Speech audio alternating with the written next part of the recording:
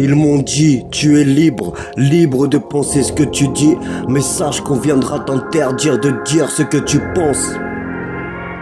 Pourquoi? Simplement parce qu'ils disent que je ne fais que déranger. Pareil que j'ai des propos gênants, blessants. Pareil que je suis là aussi pour crever l'abcès. Ils diront toujours de Niglo qu'il est que provocateur, alors qu'au final je ne suis qu'un acteur de mes propos dits. Simple rappeur, jeune au parleur pour les jeunes de la street. Leur faire entendre et comprendre et admettre que dans la cité HLM dortoir ne se trouvent pas les plus grands voyous. Pour moi les plus grands voyous resteront jamais costard cravate de l'Elysée. Leur faire entendre et comprendre que nous on ne sort que tout droit de l'école buissonnière. On n'a pas connu, non, toutes ces années scolaires. Et puis nique sa mère.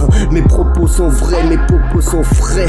Qu'ils soient gênants, blessants, dérangeants, j'en ai plus rien à battre. Il paraît que nous sommes dans un pays libre où la liberté d'expression existe. Mais si elle existerait réellement, pourquoi s'arrêterait-elle aux portes de la main d'or? Faut m'expliquer, ils ont la haine envers moi parce que je ne fais que d'adhérer, de rigoler face aux blagues du Dieu donné. Il se dit être ministre de l'Intérieur alors qu'au fond il ne fait que de défendre un pays extérieur. Mister Valls dit vouloir être des jeunes de cité, mais au final on a bien compris qu'il voulait continuer à nous rejeter, nous rogner. Et après ça il voudrait qu'on se taise. Leur révolution légendaire des jeunes de cité révoltés. On n'a pas besoin d'être armé ou cagoulé, yeah. Aujourd'hui, ils savent comment faire parce que la jeunesse continue à malmener ce putain de monde français. Comme eux veulent nous berner, nous malmener. Aujourd'hui, faut l'admettre, faut le comprendre que ce gouvernement est gouverné à l'envers par un seul homme qui s'appelle Hollande. Malgré sa petite taille, lui au moins portait ses couilles. Ouais, je te parle de Sarko. Les mauvais garçons ne portaient pas le bâton.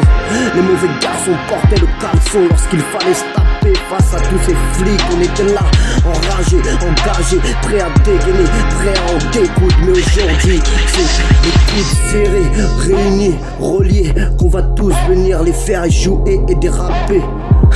Aucun homme politique aura le droit de me dire quoi faire, me taire maintenant.